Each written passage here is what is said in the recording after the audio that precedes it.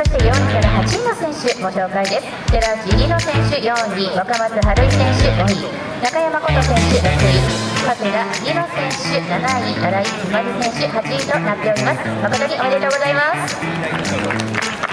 親子の分最終ランナーがまもなくゴールとなります。皆さん声援をお願いいたします。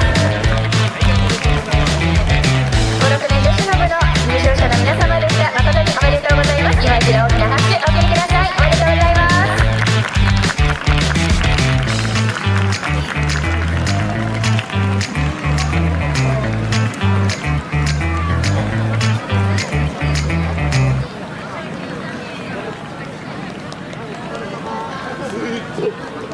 さて続きましては2キロ親子ペアの優勝式へと移らせていただきたいと思います。